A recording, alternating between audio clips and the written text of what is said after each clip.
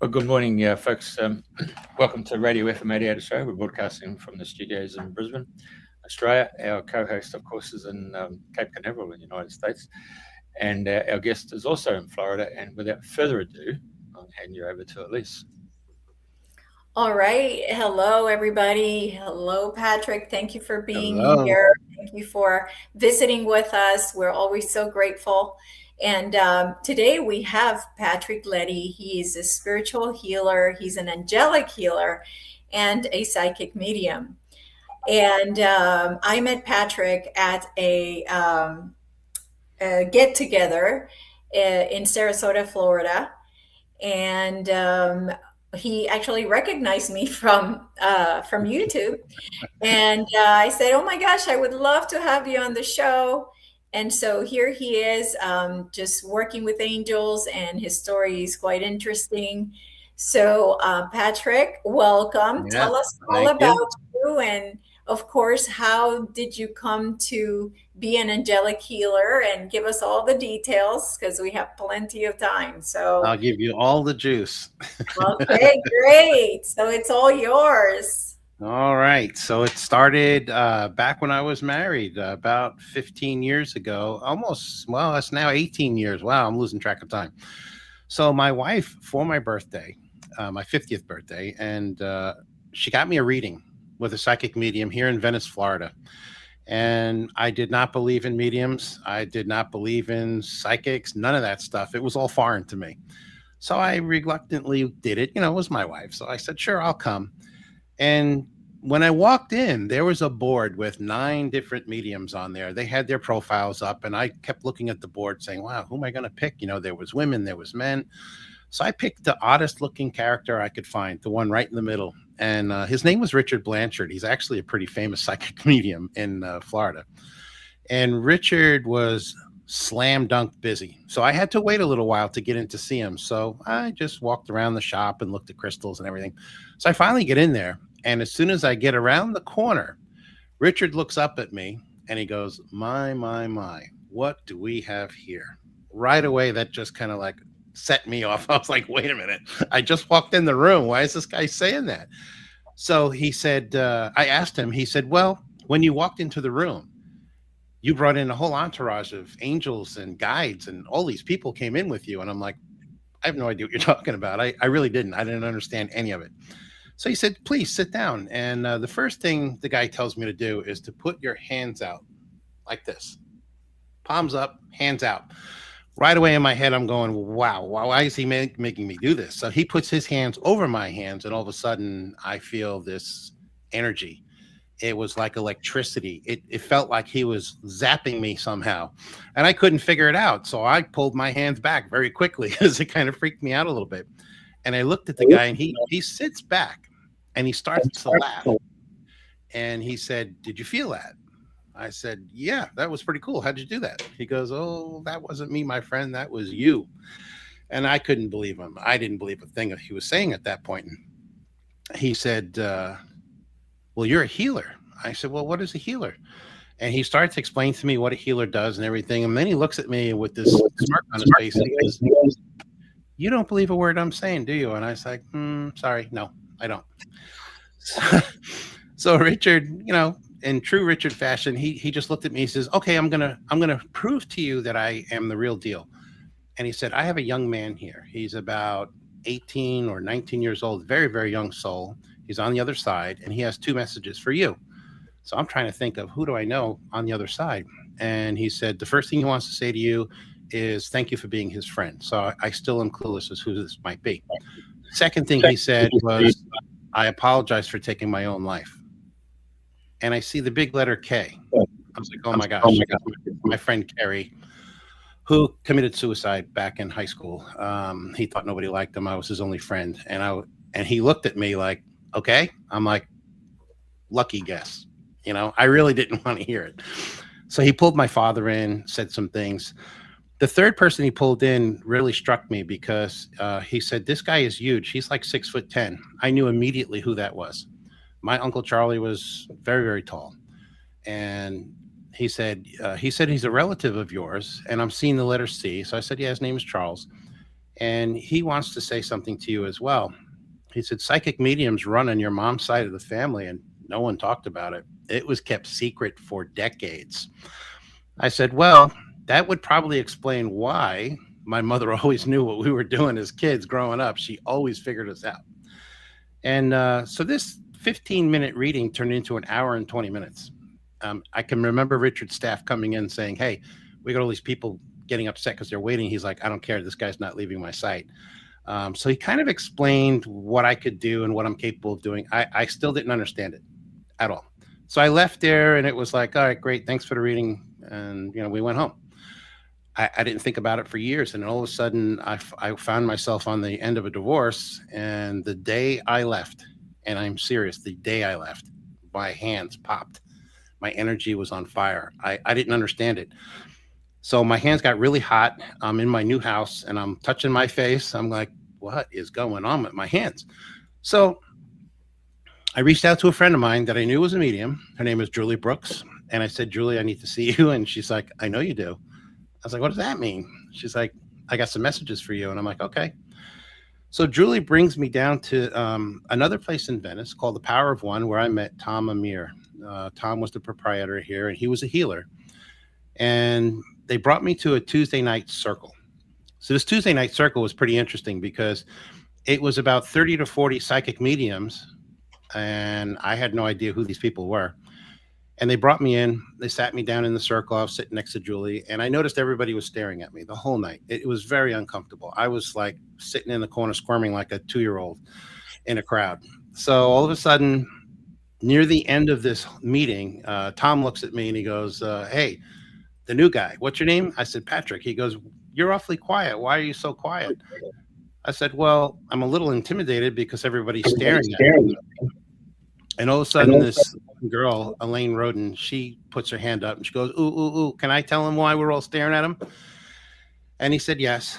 So Elaine stood up and said, I met Tom and I saw his aura, which was quite fascinating because it's called the rainbow aura. It constantly changes colors. And she said, tonight, I got to meet a second person that has a rainbow aura, and I'm talking to him right now, and that would be you. So I was like, what's a rainbow aura? I have no idea. I had no clue. So they all started laughing, and I agreed to go back and meet with them again, and I did.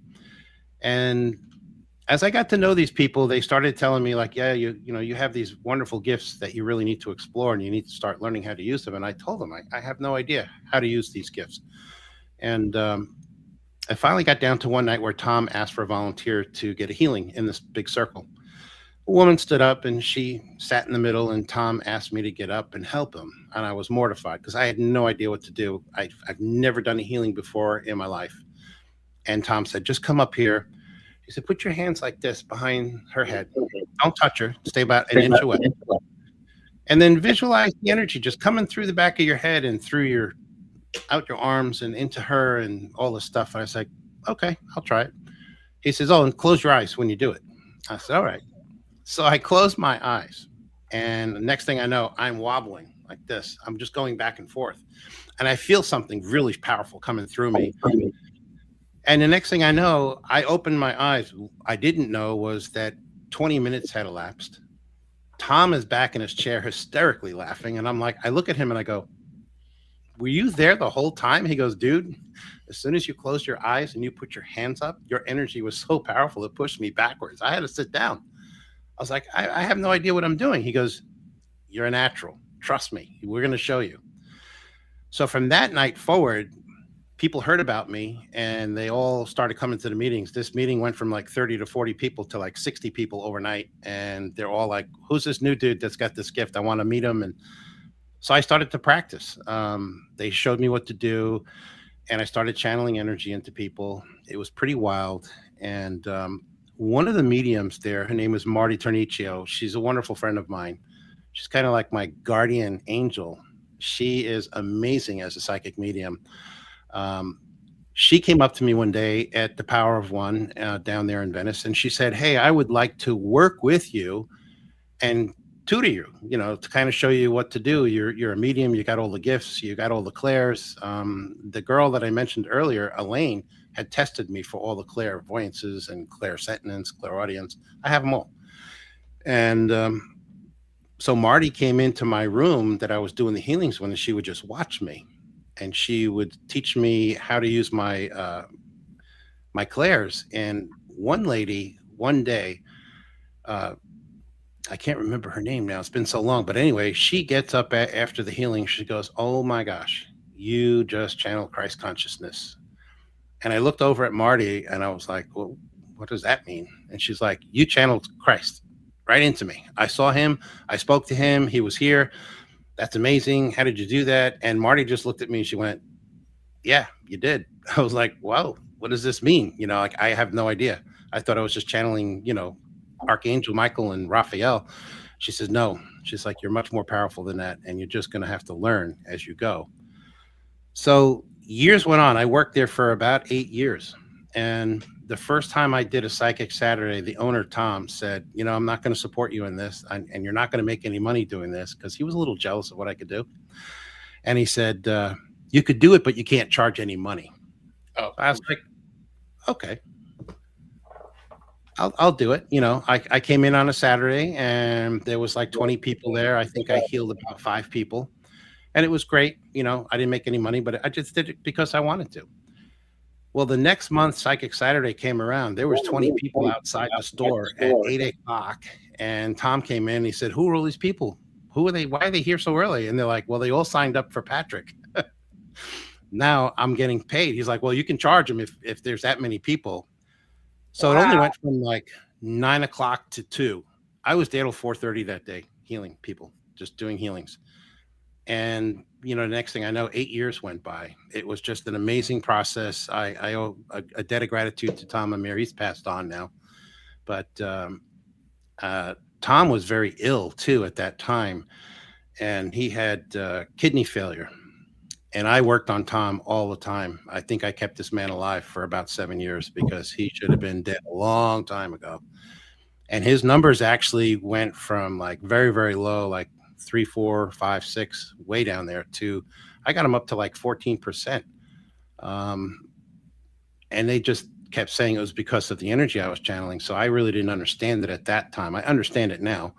But after 8 years of working there, I kind of had a falling out with Tom. He was getting a little paranoid. That's right before COVID happened, with everything shutting down, and Tom was very scared about getting sick. So he actually closed the store, and he passed away about 4 years after that. So it was very sad to see him go.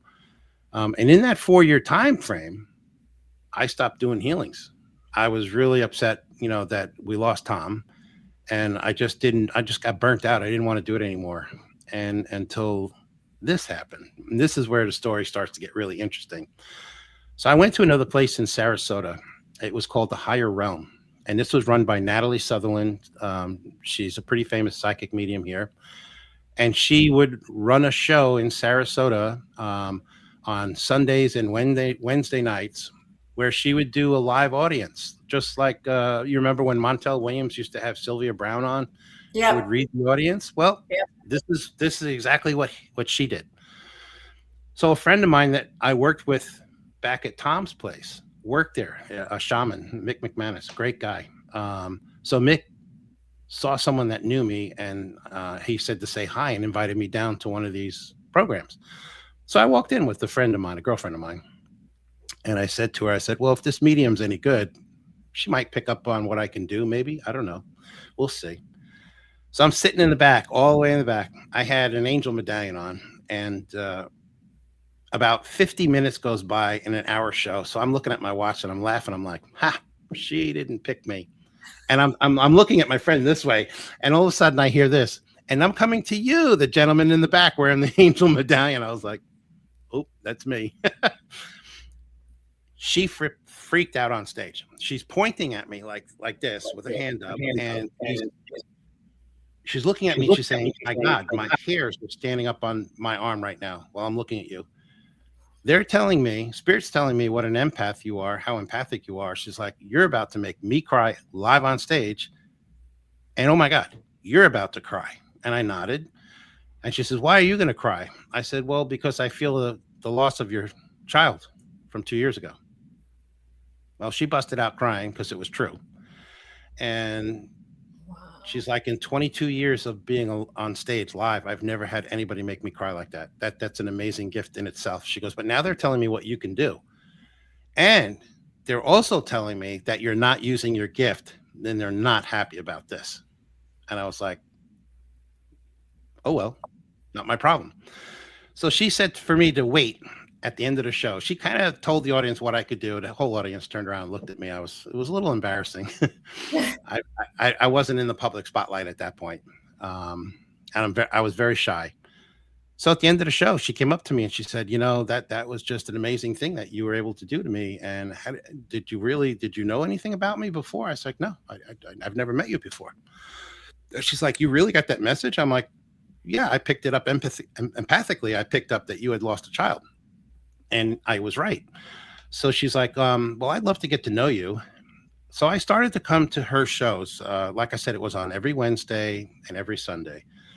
And one day I was there and she picked on me a lot in the audience. She would love reading me and people would always turn around and stare like I used to argue with Jesus all the time. So people would laugh in the audience like, wow, this guy's the one that argues with Jesus. Okay. So at the end of her show, she channels Mary Magdalene live. And I'm like, really? Oh, yeah, it was real. I mean, she starts channeling Mary Magdalene and I'm looking at her. My friend's like, you're crying. I'm like, she's really channeling Mary Magdalene, like her spirit. I can tell, I can see, you know, and one day she was doing it and she abruptly stops and she turns right to me and she goes, Yeshua speaks. And I'm like, uh-oh. I was like, this is coming for me. I know it. And she turned her whole body, eyes closed, keep in mind, and looked right at me. And she said, my brother. That's how it started. That was him talking to me. Didn't use my name, called me my brother. And he laid into me. And I was so embarrassed and so humiliated because he just kept saying how disappointed he was in me that I'm not using my gift, how upset he was that I kicked him out of my life. Basically, I did. I didn't have a room in my heart for him. And he was saying this. And this is in front of a 70 person audience. I was humiliated so bad. I felt like this tall. And I was actually like crying because he has a way with words, you know, and man, I got up and left there. I was so embarrassed. And I just kept arguing with him for the next 2 weeks over and over because I could. I have a very interesting communications with him when I channel. And so I went back after a couple of weeks because I'm a glutton for punishment. And at the end of the show, once again, Yeshua speaks. I'm like, oh my God, you got to be kidding me. I just came back one night. But this time it was different.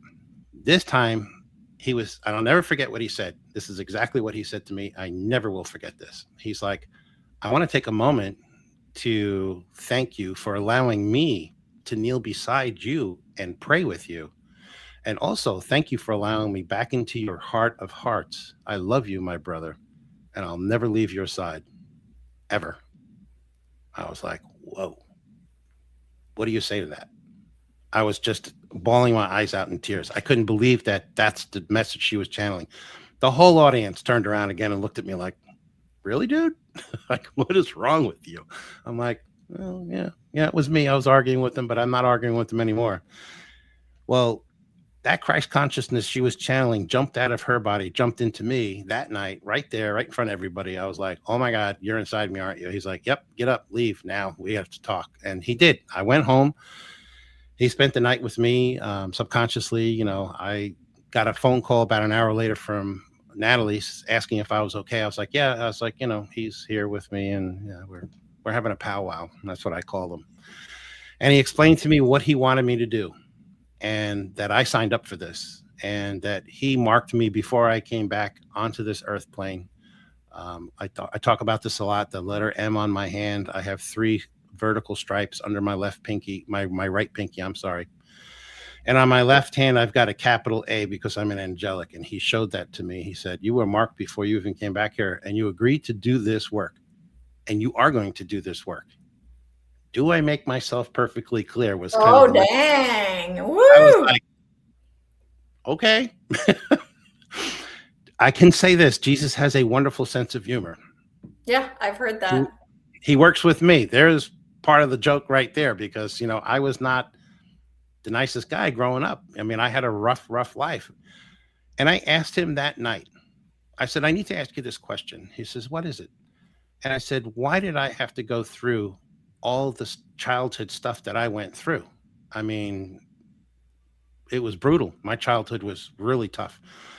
And as a young adult, I turned to drugs and alcohol. I was a mess because of what happened to me in childhood. I was so physically, mentally, sexually abused, everything. And he said, well, he goes, those were all lessons. I was like, you could have sent me a memo. He says, no. He says, no, you had to experience that to make you the empath, to give you the empathy, to make you the healer that you are going to become now. You had to experience that. Oh, and by the way, you signed up for that.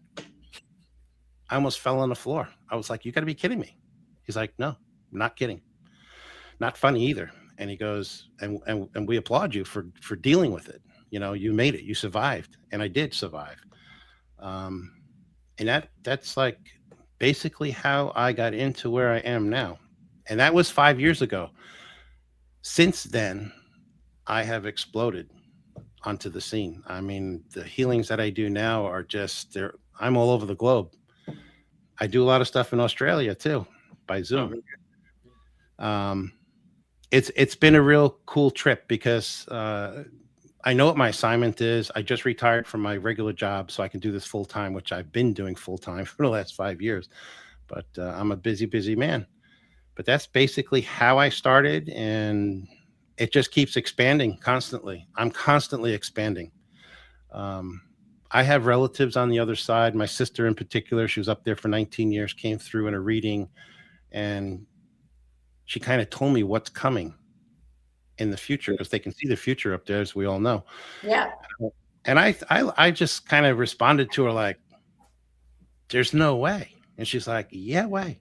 This is why I'm getting in touch with you. She was coming in my dreams and poking me and trying to get my attention, because I am clairvoyant, and but I don't use my clairvoyance. I try to explain to people that my clairvoyance, it would be like on the floor, where my healing energy is way up there on the ceiling. So they just clash. It doesn't really work too well.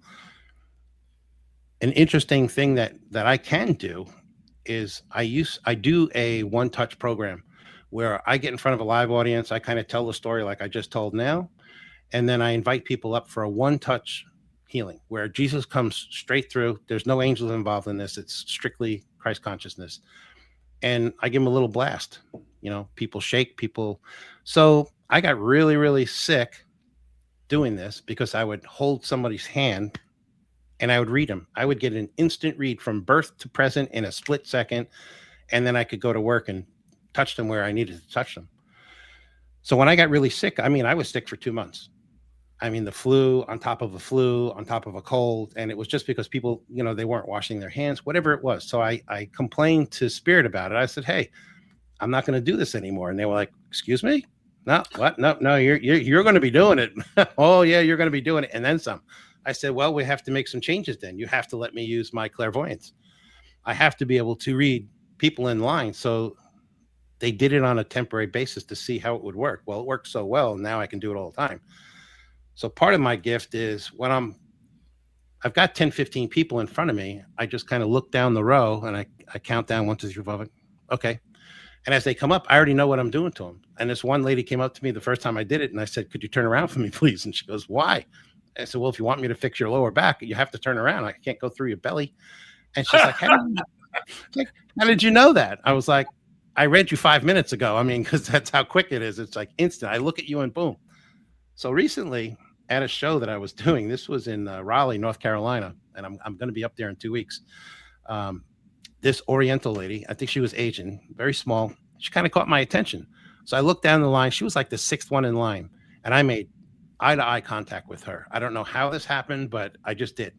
Next thing I know, I'm looking back, and her arms are flailing. They're shaking because she made contact with me and the energy, and she was so sensitive to the energy. She's standing in line, her arms are going, and everybody's like stepping away from her because they don't know what's going on. So I was like, okay, I got to speed up these few people in front of us so I can get to her before she falls down. She got into my arms and just went back. I mean, I put my hand on her heart chakra in her back, and she just right back out cold. So I was like, oh my God, you need to wake up, honey. I was like, you can't pass out on me. Come on, come on.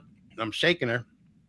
She comes to, and I finished the healing. She's like, oh my gosh, that was crazy. And then like the next 6 people behind her, also same thing, all shaking. I don't know why that happened, but that was an interesting show. I mean, with that show, I normally come in from the back of the room and walk up to the stage. In this particular case, I don't know why I came in the front of the stage behind a curtain and I just walked up. There was 80 seats in there. They were full. I had 20 to 30 people and standing in the back. I was like, whoa. And I came in there. I'm like, oh my gosh, this is a big audience. And when I first started doing live audience, I was terrified. I mean, if you told me I would be standing in front of audiences now where you can't even get the microphone out of my hand because I just keep babbling on and on, I would have laughed at you. I would have said, no way. There's no way. But now I've gotten over that fear. You know, Spirit helped me. Jesus helped me through it. I mean, I'll be honest with you. I used to go in the bathroom and pray to him and just say, dude, I need your help. I'm terrified to go out there. And he's like, he would say, calm down, just meditate. I'm with you. I'll be with you the whole time. That gave me the confidence to go out and pick up the microphone. And the first few times I did it, it was with Natalie at her place. She started me doing the one touch events. And it was really nerve wracking because I had some people pass out and actually hit the floor at her place. I mean, hard. And the first, I'll never forget the first one. It was this young black lady and she came up. I'm like, hey, how are you? You know, and she's like, I am great. And I put my hands on her and just boom, like that, like a sack of rocks just went down. I'm like, I'm looking on the ground. I'm like, oh my God, she just passed out. And she was very energy sensitive. And I didn't realize, you know, that I could do that. So then we had to have spotters. They had to have 2 guys up there at all times, just in case, because we did have some people that would fall back. And I still get it now, but what I've learned over the years is how to control the energy. I can cut it back if they come in too hard or too strong. I can actually filter it a little bit. And I tell them stay with me. I was like, please don't fall. I'm 65 years old now, and I'm way too old to pick you up. So if you fall, you're going down. Can't help you. So that's basically where I am right now. I mean, things are constantly shifting for me. Getting more powerful each and every healing. The last 2 days, I had some insane healings. I just did. If people want to look at my Facebook page, please do. There's a healing I did yesterday, actually, and it was in Sydney, Australia. Go figure. This is just divine timing right here, where this gentleman had demons in his house. So I thought to myself, well, you know, he's either got some mental instability or something, because it's very rare that somebody calls me and they got overrun by demons. That's what this guy was saying. And when he got online with me yesterday, I was like blown away. As soon as he got online, I could see what was going on there. And I'm like, oh my gosh, dude, you're not lying, are you? He goes, no. He goes, they've been, you know, bothering us, my family. My kids are all upset. They think I'm crazy and you need to help me. So I said, all right, well, buckle up, buddy, because this is going to be quite crazy. I already knew it was going to be nuts. And as soon as we started, I mean, Archangel Michael came in, and he came in so hard and so fast with this one, with a flaming sword. I've never seen that in my entire career. I've never channeled Michael like that. And he usually never talks to me, and he did yesterday. And he told me, he's like, this is really going to be pretty wild for you to watch. So you can close your eyes or you can watch. And I'm like, I'm going to keep my eyes open, dude. There's no way I'm not missing any of this. So, I mean, here he is doing his thing, swinging this sword like is no tomorrow. And all of a sudden he tells me, he's like, I need help with this. So he's like, I'm going to be calling in some more archangels, and 6 more archangels came in. I was shocked. And it was like a battle. It's like a war zone. Oh my God. It was the craziest healing I have done in my career. In the 16 years I've been doing this, that was the nuttiest one. And I'm just watching this in shock. And at the end of this half an hour, the guy gets up and he's like, wow, what was that? He's like, he had one demon that was called Stephen. And he said, Stephen was behind me telling me Well, let me back up for a second. The first thing that happened, this is the clue that I had that this might be real. My computer, the one I'm on right now, would not start. I couldn't get it hooked up. I couldn't get it to work. We got on Zoom. The camera didn't work. Then the microphone went out, and I'm like, something's crazy is going on here. So I actually yelled for my other half, and I said, "Hey, bring me my other laptop from the kitchen." And she did. She brought it in here. It's brand new. I know it works.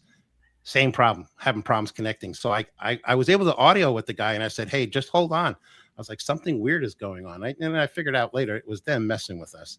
Yeah. They didn't want me coming in that house at all. They were terrified, and rightfully so, because we wiped them out. And at the end of that, he told me this. He said, "You know what? I'm going to tell you something. I spent over $1,000 for a healer here in Sydney, and nothing happened. I did one session with you for 30 minutes, and you just like annihilated this whole thing I've been having problems with for 5 years. They're gone, completely gone." He goes, "And by the way, Stephen was telling me in the back of my head that I wasn't going to win," meaning me. And he goes, "That's when this big, huge purple light came and just like vaporized this thing." And I'm like, "Well, that was Archangel Michael. You know, he's the one that came in strong for you." And I was like, then Jesus came in at the end and just cleaned the rest of your house. So that was like a really nutty healing that's like one of my best stories. And I made a video out of it. So if people want to hear it again, they can go onto my Facebook page and see it. It's still up. Wow. Facebook hasn't taken it yet. It's nuts. Wow. So when that was happening, was he aware of what was happening? Like, was he seeing the archangels, or all he did was he felt something different? He said that when he had his eyes closed, all he saw was flashes of colors everywhere. Blues, golds, greens, yellows. And I'm like, well, that was all the different archangels that came in to help you. I was like, I had my eyes closed, but I could visually see, I was using my third eye to see everything. And he's like, I knew something crazy was happening because I could hear them like, dying off. And I was like, yeah, that's pretty cool. I mean, you can. I did a show recently in April of this year in Denver, Colorado. I was told by my friend Marty. Now, Marty is my protector. I'll get to her in a second. I'll tell you some really crazy stuff with Marty. But Marty told me, don't go west of the Mississippi this year. Stay out of the Western United States because there's a lot of negative energy. We're under attack right now, and they don't want you out there because it's too risky, and you may not be ready for this. So, of course, being me, I was like, I'm going. So I did this show in Denver. I was in my hotel 3 days before Denver, and all of a sudden I'm getting upgraded. When I say upgraded, it's different for me. I don't know how everyone else gets downloads, but I get really warm. I get hot. I mean, if you're sitting next to me, you're going to break out in a sweat, and it's just like a 1,000-degree oven. That's what I feel like. So for 3 days, I endured this, and I thought I was getting the flu, and I wasn't. It was just them upgrading me because they knew it was coming. So the show started on Friday. The very first person that come into my tent, demon. And I'm like, you got to be kidding me. And this lady was freaking out. So I had a new assistant that I've known over the years. She got a video camera out and she captured the whole thing on video. And it's scary. So when I got back from Denver, I sent this video to my marketing team. They called me within 20 minutes, terrified. And that's the word they use. Like, we are literally terrified. And I said, why? She said, well, we took the background noise out of your video that you sent, and that lady you were working on, you could hear this demon screaming in the background right next to her screams, but it was a different voice altogether. And throughout the whole thing, you could hear it. And so I said, send it to me and I want to hear it. So she did. And I was literally terrified. I was like, oh my God, that is nuts. So I sent it to Marty, and Marty is like, absolutely 100% do not post that video. You will be completely banned from doing what you're doing. It's too scary. People are going to think it's fake. People are going to think you made it up or it's AI or something, but I'm like, it's not AI, it's the real deal. So we used pieces of the videotape and we did put it up, and people commented, wow, did we get a response? Every other person at that event either had a demon, an entity, or dark energy, and it was a battle. And when I got home, of course, Marty called the day I got home, And she's like, what did I tell you about going out to Denver? I said, I know, but it's me. She goes, I know. And she said, well, they're telling me to congratulate you. I said, for what? She said, well, they tested you. They wanted to see what you could handle, and you handled them all gracefully, beautifully. You got rid of all of them, and you didn't sweat. You didn't get scared. I don't get scared of them. I'm not afraid of them at all. I actually laugh at them and I make fun of them and just kind of ticks them off all Yeah, the I'm time. the same way. I'm the same way. Like I have absolute zero worry about them because No. first of all, I don't believe in them and I don't give them any power.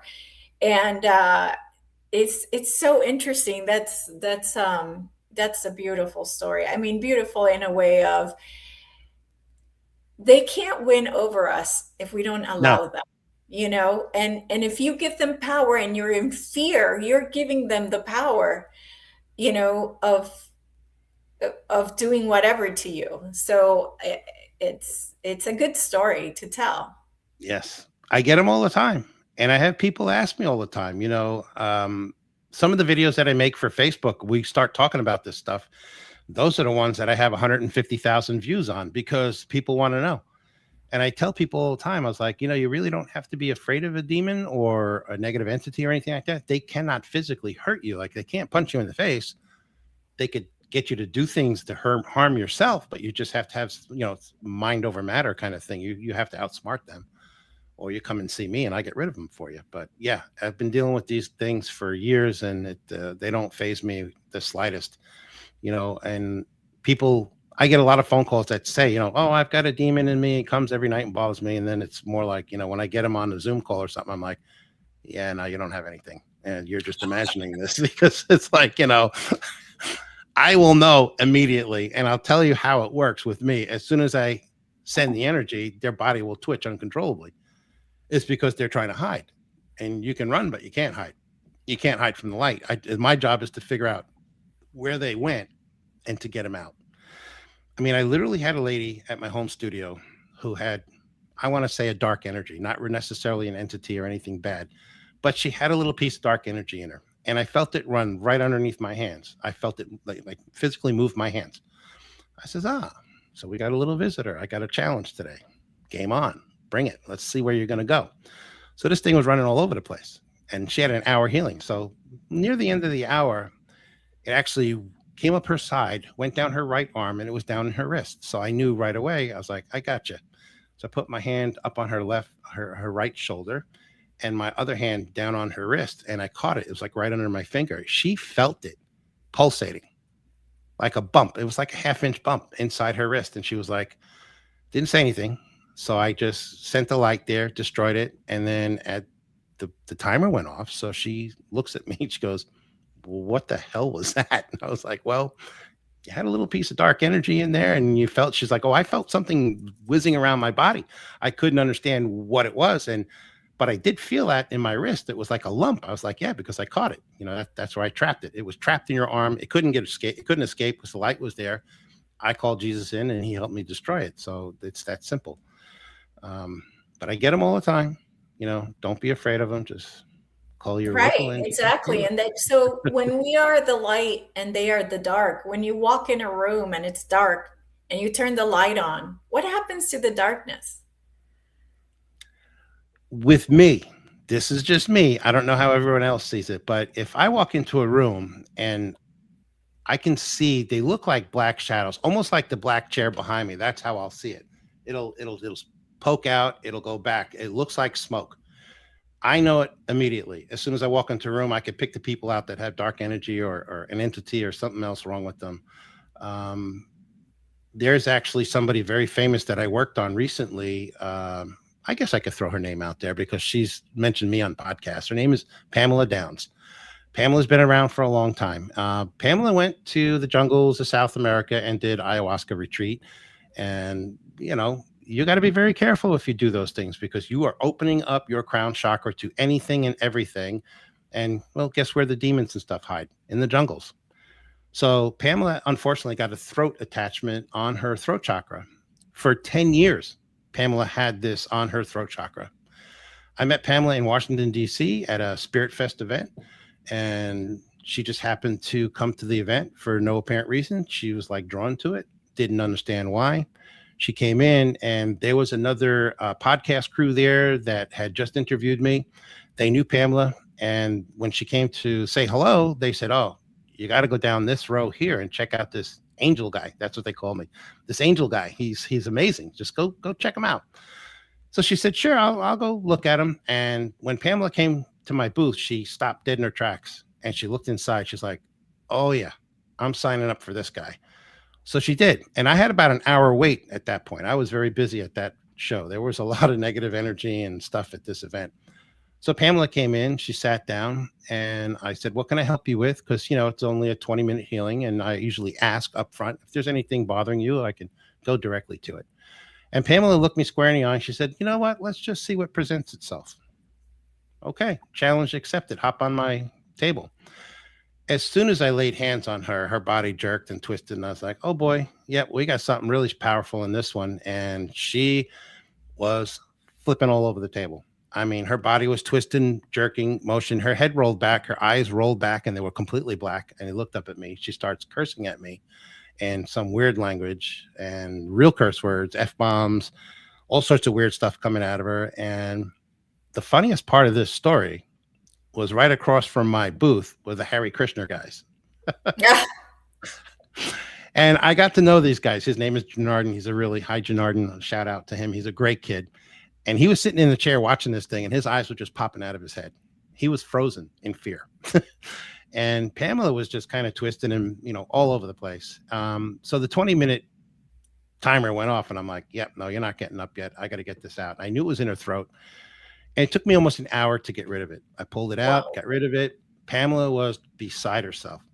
She came back on Sunday, the next day, and said, "I think you might have missed a little bit because I still got something in my throat." So sure enough, she was right. I did. I missed a little piece of this thing.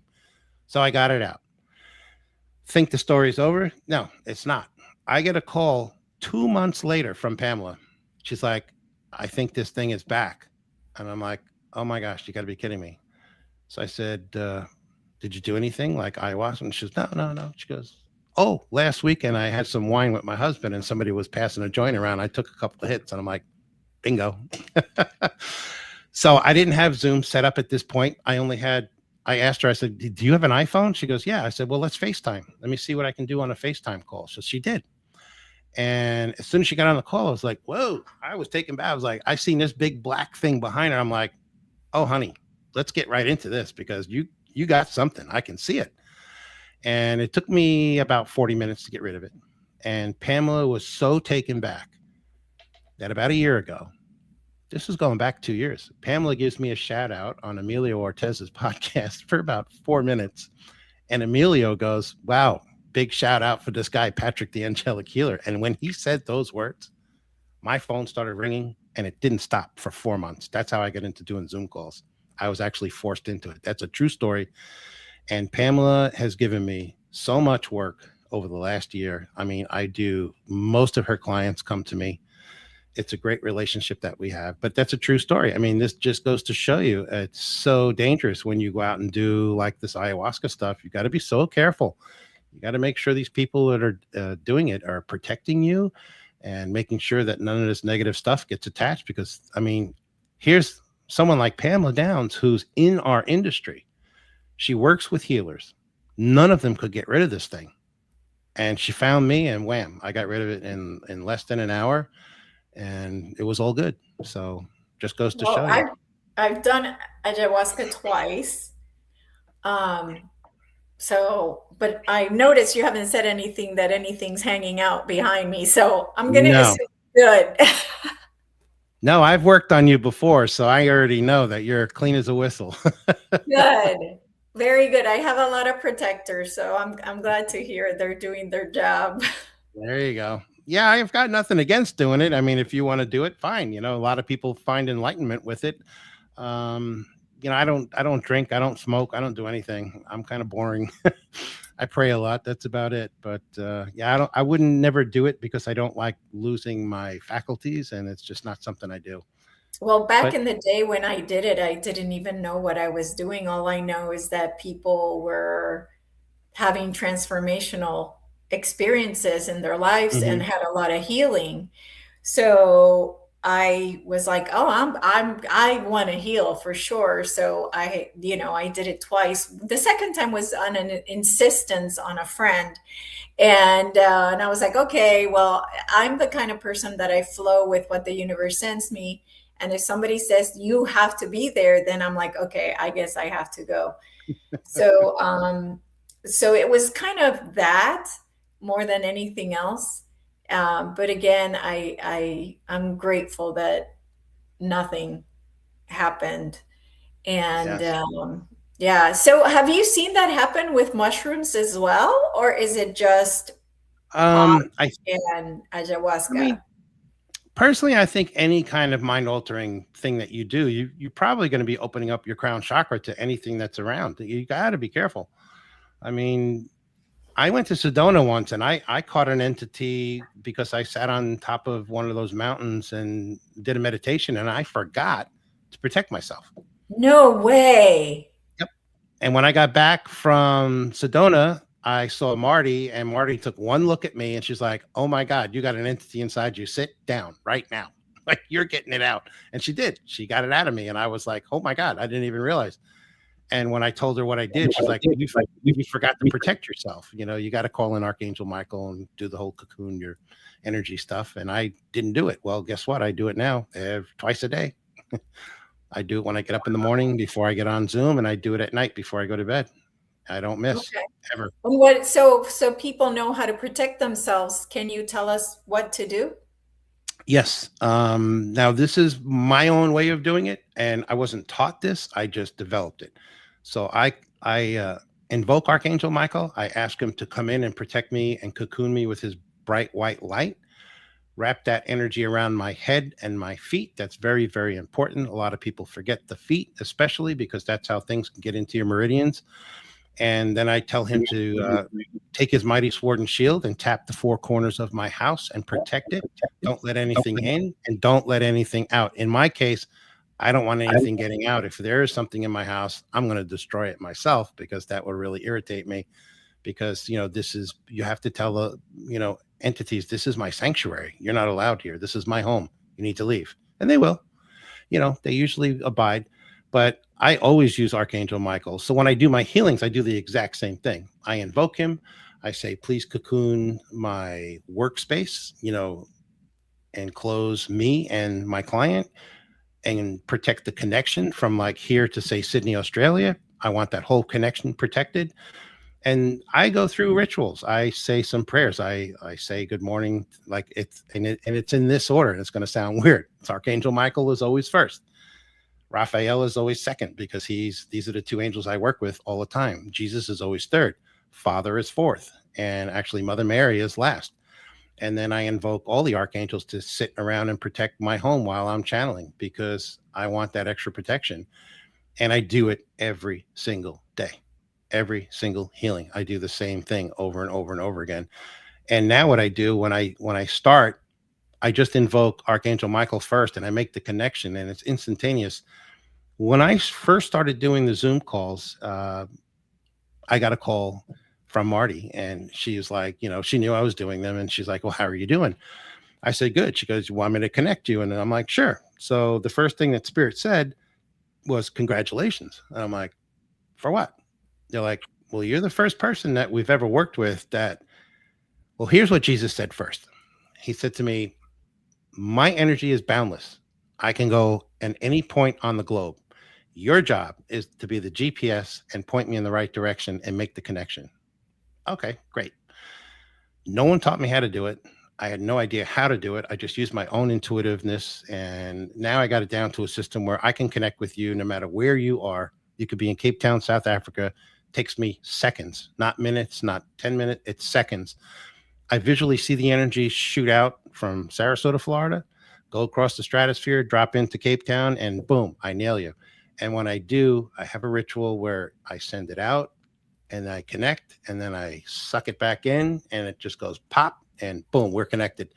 And I'll open my eyes and I'll see the rapid eye movement on the client and I know I've got them. I've got the connection. And then I go to work. It's really that simple. It really is. Wow. So Wow. Amazing. I did not realize that you were battling demons out there. I thought you were healing people, like, it's you all part of know, healing.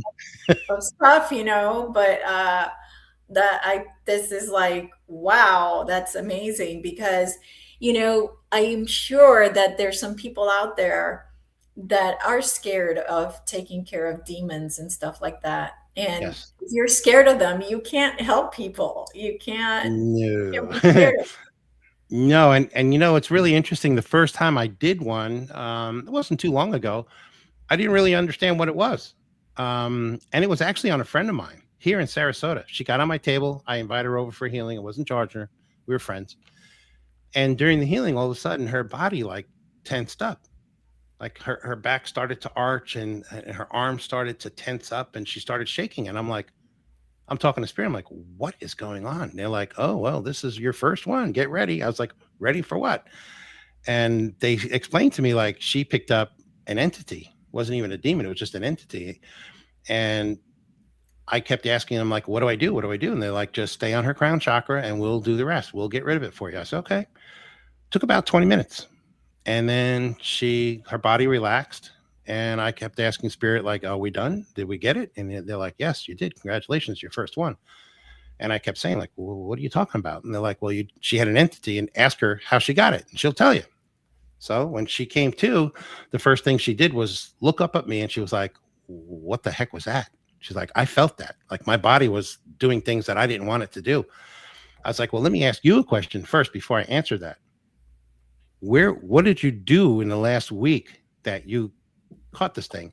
Well, she had gone to some kind of activation class with someone who I knew.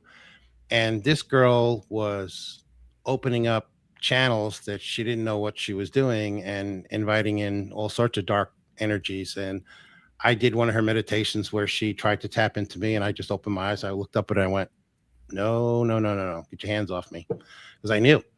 And as soon as she said that she went to this girl's thing, I said, well, there you go. I was like, she put it in you, not knowing. Thank you very Oh much. my gosh. Yeah. So you do have to be careful.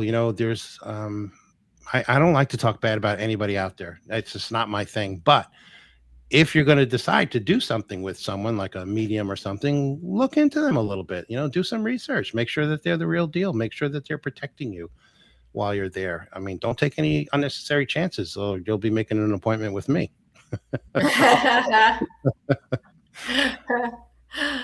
Oh my gosh. So how can you tell people, how can they be informed of if possibly they have an attachment or a demon? Mhm. Chances are, I think attachments are more um, happen more than demons, in my opinion. But you're the expert. I don't know, but Yes. how can they tell? Oh my God, something's up. I need to. So a lot of times when people, let's start with like just a dark energy. Most people don't even know that they have a dark energy. They just Right. get That's in why there I'm and asking. they kind of wreak havoc. You may not feel good or you might just notice a mood change. There's your sign. People that get entities, that's a little bit different because entities are pretty powerful and they can really mess with you. They're all about like getting in and just wreaking havoc with your body. I mean, you might feel like pain in certain areas of your body that just appear out of nowhere. Well, that's because they're working on you. They're trying to do things to make you uncomfortable. When it gets into demons, that's a whole different ballgame. I mean, you're going to know if you got one of them because they're going to scare you. They're going to play with your mind. They're going to play tricks on you. There's a lot of other things out there too, like things I call tricksters. I have Yeah. people that have tricksters inside of them. They come to my booth and they mess with me. And I'm like, ho, ho, ho, ho. You picked the wrong booth today. Because I'll get right in their face and I'll get on them, And I had a guy in Syracuse, New York. This happened to me where Trickster came to my booth. I had gone to the bathroom real quick and my girlfriend was there and he was talking to her. And when I walked up, she looked at me and she was like, there's something not right with this guy. I get a really bad feel with this guy. So I said, who? And she said, this guy. He was sitting on my table and he popped up, he got right in my face and he just started talking to me like, talking down to me. And I'm like, so why are you here? And I kept looking at him in the face. The more I made eye contact with him, the more his head started moving around like this. And the next thing I know, his shoulders are like, he's getting all gimped up. And I knew right away, like, this guy's a trickster. He kept telling me, I could do what you do, but I can do it better. I was like, really? Well, you want to challenge me? Get on the table. And every time he said something negative to me, I had a response for him. And then he tried to circle around my girlfriend at the time, and I blocked him, from doing so. I was like, no, you focus on me. Look at me. And every time he could barely even look in my eyes because they're so piercing. I mean, I was just like melting this guy from the inside out. And finally he gave up. He walked away. And then when he left, he had to walk by my tent. He looked the opposite direction. I saw him, like I had my eyes closed, and Spirit immediately warned me, like, he's coming back. So I opened my eyes and I looked right at him, but he just kept walking. So if you do have a demon in you, you will know immediately because it's a life-altering thing. The lady I was talking to you about earlier in Denver, she said she knew that she had this thing in her for 10 years. Oh my 10 God. years. Yep. Couldn't get rid of it. She's like, I've been to so many different healers and shamans and all sorts of stuff. I've prayed, I've tried. I can't get rid of it. She's like, you knocked the thing right out. This lady was so funny. She was bringing me, it was a 3-day event. She came back that afternoon bringing me gifts. She came back on Saturday, brought me more gifts. She came back on Sunday, brought me more gifts, all sorts of stuff. I mean, copper rings for your head, towels. I mean, all sorts of wild stuff. She was so grateful that I got rid of this thing for her. She's like, I can't believe you were able to do that in the amount of time that you had. Brought her boyfriend back and I gave him a healing. He was like, wow, I feel great. So I have like a million stories. I'm in the process of writing a book right now. I just started it, and it's going to start from like my childhood right through to how I became an angelic healer. And the stories now I keep a book. I keep notes on every healing that I do. And the crazy ones are the ones that I'm going to put in the book because they're just insane. I tell people all the time, go to my website. Like if they come to an event and they're not sure, they're thinking about it.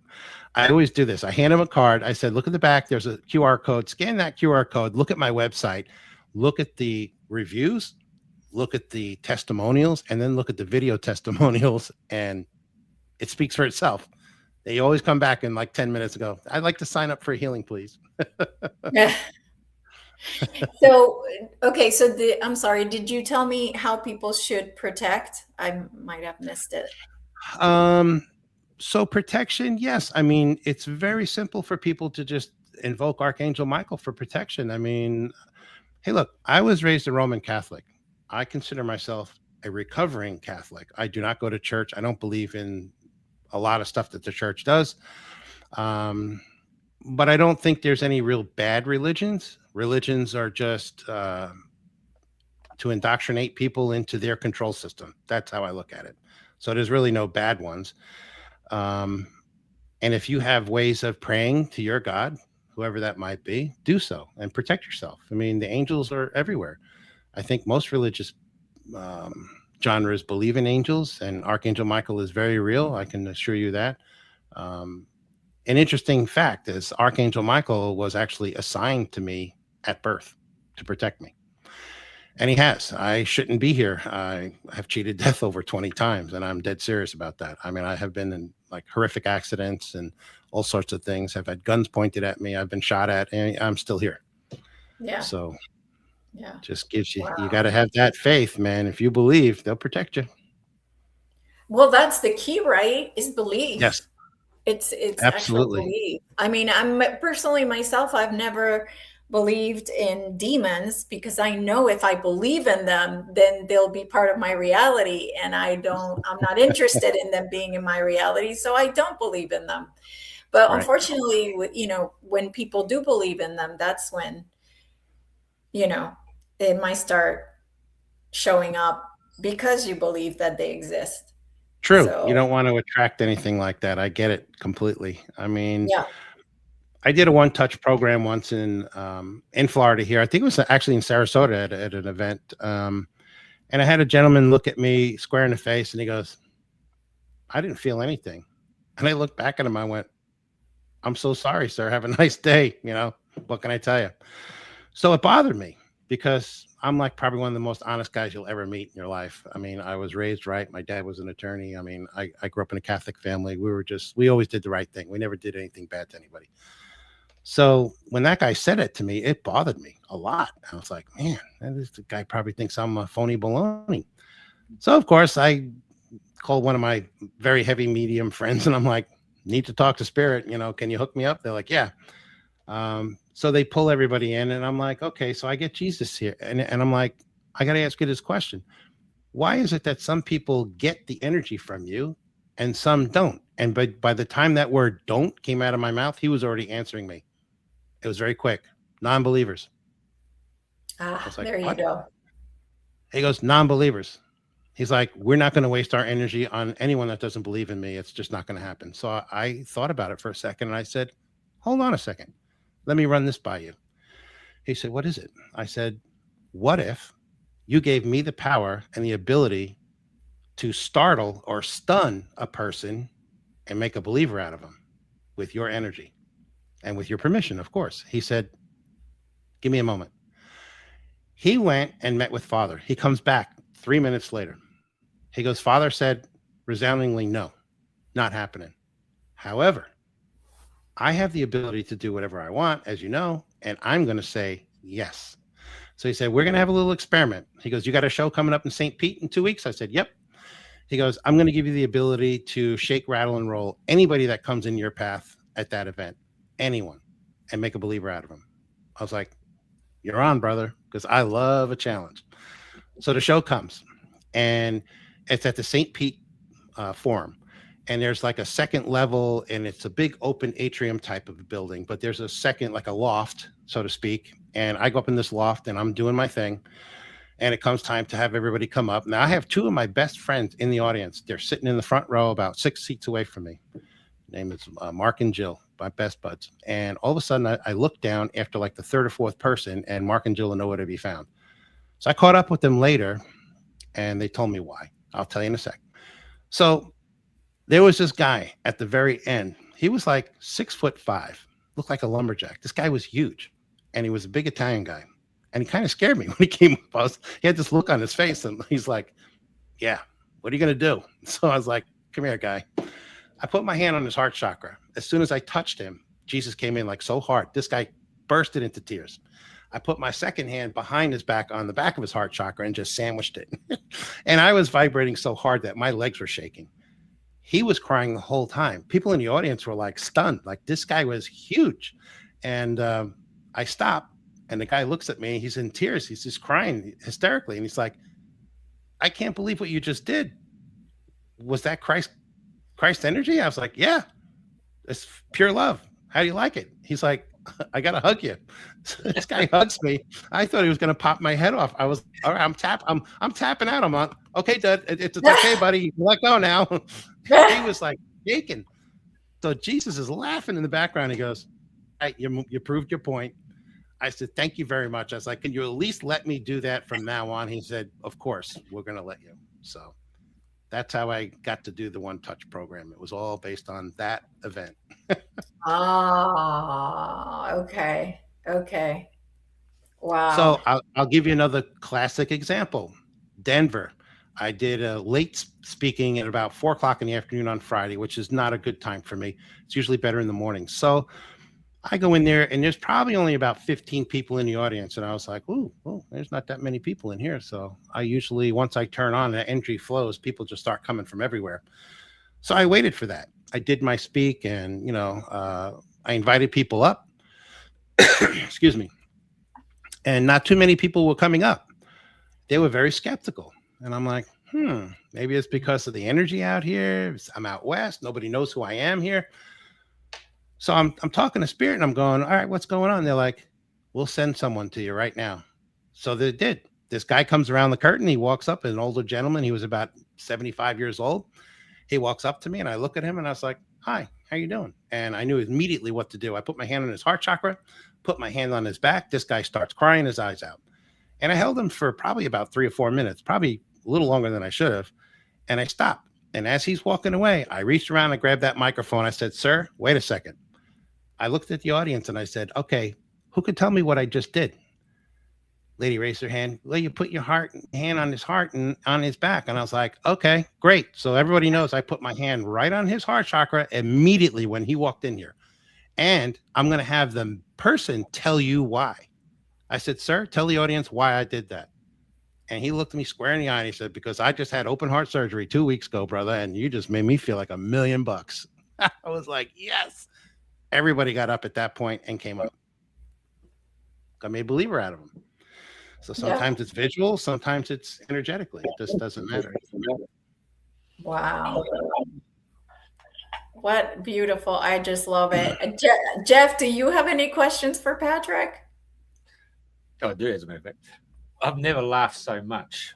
And when I say laugh, a joyous laugh, because for the very first time, I've met someone from America who's the genuine, heartfelt person who I've just eloquently taken along for the ride, and I've really enjoyed it, and it's brought so much natural humor to our conversation today. I also want to make out that this is our third attempt to have this show with you today, Patrick. Yes, and I I'm a noticed very busy man. And it's not only that, but the fact is that when we started there, Elisa blocked me because we were getting some energetic feedback, which is very rare.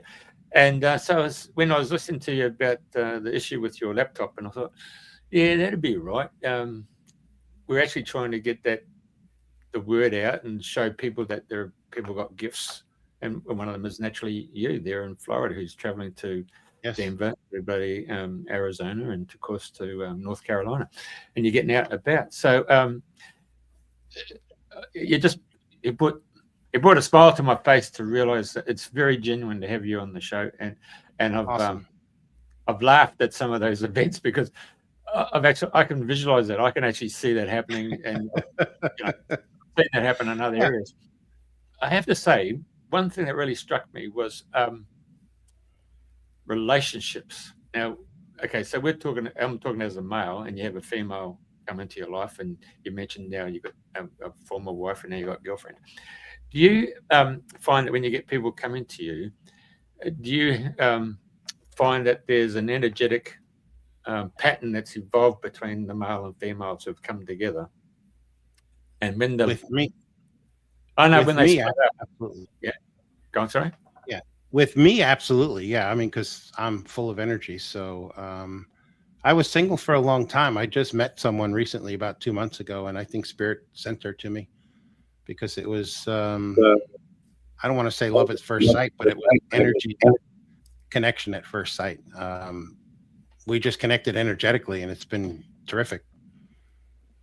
So when you've actually had previously boyfriend, girlfriend, energetically, and then they split out, do you find that there's still a trace element that comes through? Because I noticed on my walk this morning, I went back a couple of girlfriends, and it was really strong energetically coming in, and I think, what's going on here? So is that because someone is energetically sending some thoughts or aspirations, or like to get back together, and you're just empathetically picking it up?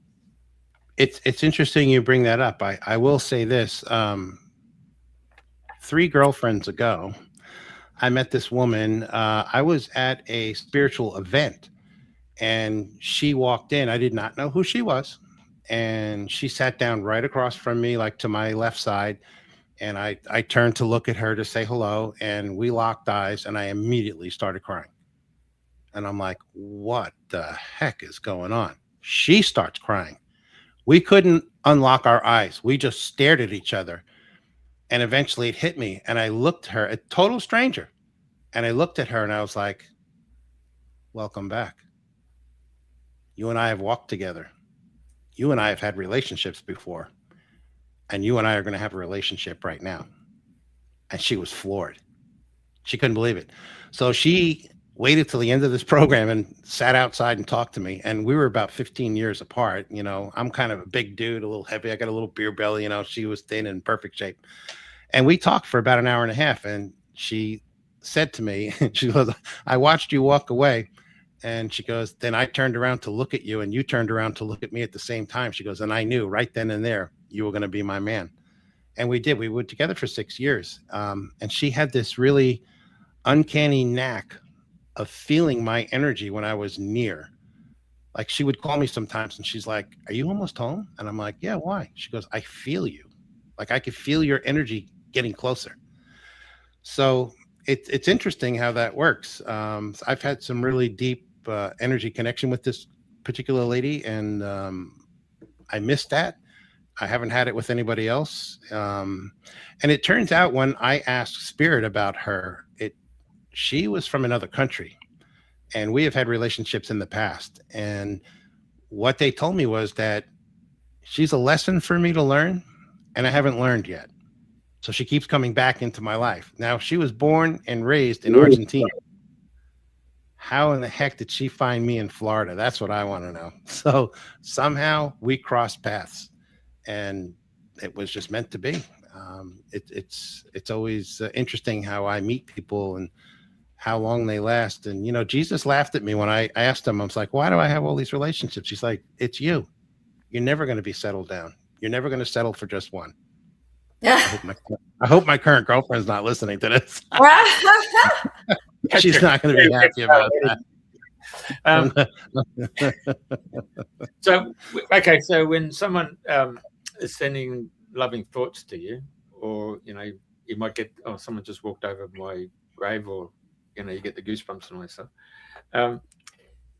Say that, go back to that relationship you've just spoke about. When that person steps away from you and you can really feel at a loss, you know, you've just lost what you've, how do I explain it? Well, I tell you that the experience I felt was I went from being a 60-year-old man to a 16-year-old boy with his first girlfriend. And it was just amazing energy pattern to feel that I'd walk over water, I'd walk over hot coals, I'd do anything for that particular woman. And so, right. And then it's just, it's a real heartbreaker when it is. Members of the family. There's always a lesson. There's always a lesson in there for you. That's how you have to look at it. Yeah. And my lesson was stop dating narcissistic women, because she was a covert narcissist. And, you know, I had to do the whole therapy thing after her. She destroyed me. I mean, I was heartbroken over the breakup, and, you know, she actually broke up with me, and it was over jealousy. It was really silly. She was really jealous of one of my very good friends. And we were out and having dinner, and we had some drinks, and I don't drink anymore. But back then, my friend kissed me on the mouth, and that did it for her. She was just went ballistic. And I'm like, but I've known her for years. It's like, it's okay. She had a little too much to drink. I pushed her back. It was fine. But that did it. And I know she regrets it, because, you know, she thought I was going to come running after her like I always did, but I decided not to. I had learned my lesson. Sure. So that's how I look at relationships. There are always lessons in your life. They're always there for a reason. You know, my ex-wife was put in my life so I could have the children that I have. And, you know, now they don't talk to me. And she took to that reader, Richard. Yeah. Yeah, she introduced you to Richard. Hey, well, I got taken back when the guy Tom said you couldn't charge, and that really kicked my energetically for me personally. I thought to myself, I get that all the time. You know, you could be a mechanic, you could be an electrician, you're a plumber, and, you know, you're providing a service, and you can't charge because you've been given this gift. Yep, I get that all the time. Yeah, that's a big one. On our website, we get so many negative comments that we have auto replies now, and we do get a lot of people that say, "Oh, Jesus never charged," and I answer them back this way. I say, "Well, Jesus worked for fish and bread, but that doesn't pay the bills that we have today." Because I had this conversation with Spirit a long time ago, and they told me this: you're exchanging your energy for money energy. Think of it that way. It's an energy exchange, and it's okay to do. Don't get greedy. And they told me that, you know, there's going to be a time where I'm going to be charging a lot of money for what I do. And wealthier people are going to come and take advantage of that, but don't squander your gift just for that, or they'll take it away. They're very serious about this too. And my response to that was, hey, look, you don't have to really worry about it, because if that does happen, that would be great. I will be the first person to walk inside of a church free of charge with a whole congregation at the end and say, hey, everybody, you know who I am. If you want a healing, step up. And oh, by the way, I'm going to put a bucket right here for cash donations. And guess what? That's all going to go back to your pastor and your church, not me. I'm not making a dime on this. Is for you. So if you want to do that, and they agreed. So, and I also say, hey, the people that say that to me, if you would like to sponsor me and pay my bills, pay my mortgage, pay my house, pay everything, I'm happy to do them for free in your name. Yeah. Dead silence every time. So I don't worry about charging. It's just, it's like Reiki people, they're pulling energy out of the universe, and they charge. I mean, they should get paid for their time. They're good. We need more healers out there. Yeah, absolutely. I had the same issue as well when I started. I didn't want to charge because I had a full-time job that paid me very well. So I was like, no, I'm doing this for free. But then I found out that had to do with self-worth, and that I didn't feel worthy of that. But I also had this saying too, that it was like, whenever I was doing something for humanity, I always felt that I would rather the person not pay me and let the universe pay me, because the universe will pay you way more than that person can, right? So somebody can, let's say they can afford $50. I'm like, no, let the universe pay me. That's going to be like 10 times more than what you're paying me. So it's just, but when it comes to us in the beginning of our journey, it's definitely about self-worth and not wanting to charge, because, it's kind of a self-worth thing. But once you realize that you are worthy, then everything changes. So, yes. And with the way I look at it is, I don't think there's anyone else doing exactly what I'm doing at the level that I'm doing it. I have a lot of friends in this field. I'm friends with Ken Lloyd and, all sorts of higher up mediums, and they all look at me and go, Pat, you're not charging enough money. I'm like, well, right. what do you want me to charge? Like, well, you should be charging double what you're getting. I'm like, yeah, but then the average Joe can't afford it. Like exactly. Right now, I had a sale going all of July. I knocked off like 35% off of the cost, and I was busy because people like, thank you so much for doing that, because I couldn't afford your regular rate. And I'm like, well, that's why I do it. That's why I do the shows on the road, because they're even cheaper. And I do it just because I have a love for helping people. But what people don't realize is how much actual free work I do. Right. That's true. I have hundreds of clients that I don't charge a dime for. Even this weekend at the show, I did 4 free healings. And I only did probably about 18 healings altogether. So do the math. I mean, those were, they were beautiful people. I felt compelled to do them for free. One of them actually gave me a beautiful testimonial. It was an older woman. She was a nurse, and she was a chosen one. I could tell. I looked at her hands. So she had the M. She had the healer lines. I think I mentioned her earlier. And I was like, your money is no good here. And she was like, what do you mean? I'm going to pay you. And I'm like, no, you're not. It's your karma. It's coming back to you beautifully. The Dharma. The Dharma is I mean, you did your thing and you helped all these people. And now it's time for someone to help you. And that's me. You're looking at them. So enjoy the healing. And she did.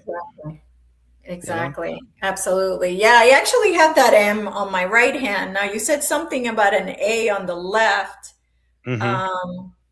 So I'll have to figure out from you what that means. But I have the M on the right. So can't wait to figure out if I have the A on the left.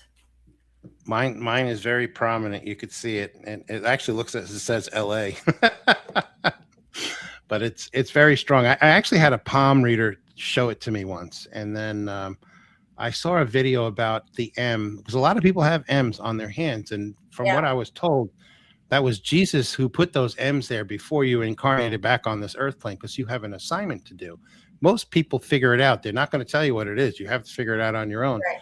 Just like I was supposed to be a healer, and you do what you do, and so forth. But yeah, I mean, this nurse was a nurse, and she told me a very interesting story, and I'll share with you real quick. She said when she was like 5 or 6 years old, her mom took her to a church, and she had to talk to the priest about something. And so a sister came out and said, "I'll watch the child for you." And she sat down with this woman, and she put her hand on her shoulder. And this woman said, "All I saw was like this golden light around this nun." And she said to me, "What do you want to do with your life? And what would you like to do for your to make a living?" And the little girl answered, "I want to help people." And the nun looked at her and said, "And so you will." And that was it. Took her hand off. Mom came back out. She never saw that nun again, and she went into a life of nursing. So you never know. Yeah, You got to absolutely. figure it out. Yeah, absolutely. Well, I have just enjoyed so much our conversation. I'm sure that we were meant to meet, as everybody in my life as they come. And, it's funny, ever since this has started, I've been hosting this, it just seems like it's just amazing that how people end up in my life, and just always grateful to be trusted to have the right people here. And so Mhm. I'm grateful that you came over and talked to me, and that we were able to Yes. have you on. So thank you so I much. actually recognized you right away when you came into the beach that day. I looked over and I went, "I know that lady somewhere." And I knew your name was like Elise or Eliza or something Yeah, with an E. And then when you said, "Oh, yeah, it's Eliza," I was like, "Oh, okay, I know who you are." yep, I think you absolutely. didn't answer my friend request, so I don't know. I should be a little pissed off at you right now. I'm kidding. Oh, you did? I'm not a big Facebook person. I don't go in there a lot. But Yeah, no, it's good. It's all yeah, good. It's all good. yeah, yeah, Now you know me. absolutely. You got my number, so you can call me anytime. Yeah, definitely. Well, thank you. I just hope that you continue to help humanity the way that you do. And I'm always so Absolutely. grateful for that. So thank you, thank you, thank you. So Thank grateful. you. Thank you for having me on. This was great. I had a great time. Good. Excellent. It's awesome. Jeffrey, it was nice to meet you too. Yeah, love you. Love your work. Thank you very much. You're welcome. Yeah. Thank you.